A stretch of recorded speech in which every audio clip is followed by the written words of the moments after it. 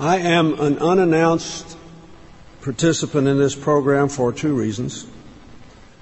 One is it's the only way I could catch Bradley unprepared. And the second is Charlene thought it only fair that some representative of the class that he persecuted so relentlessly should speak.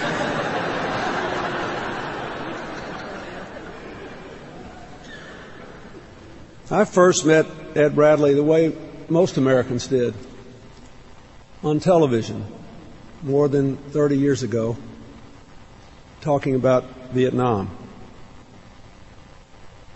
Over the years, I watched him migrate from CBS News to the documentaries to 60 Minutes.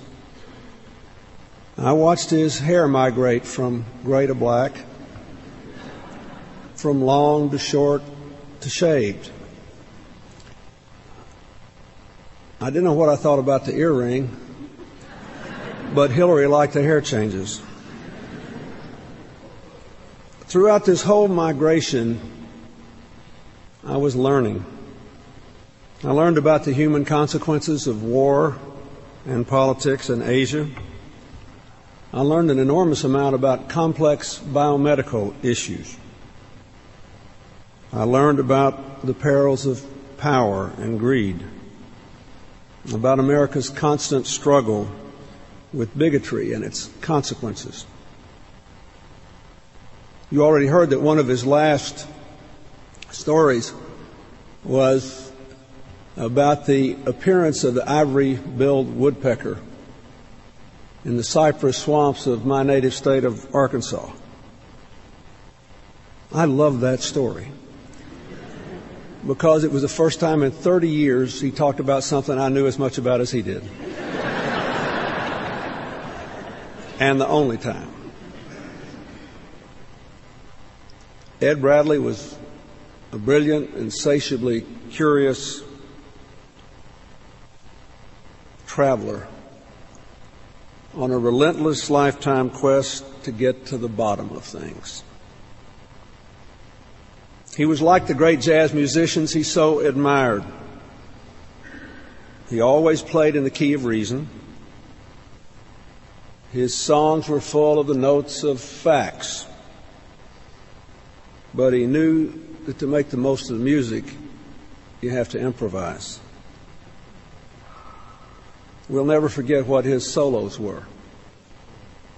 The disarming smile, the disconcerting stare,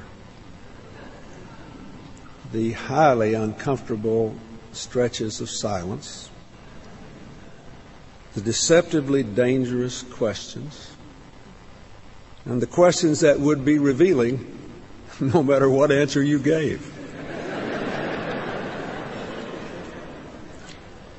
Watching him was mesmerizing because you knew you were watching a master at work.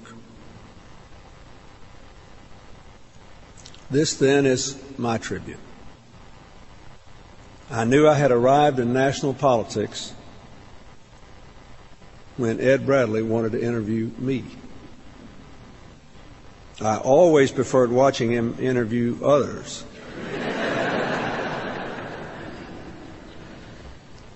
The best thing about my brief stint on 60 Minutes with these little 1-minute commentaries with Bob Dole was it was the only time in my entire public life I felt protected from Ed Bradley.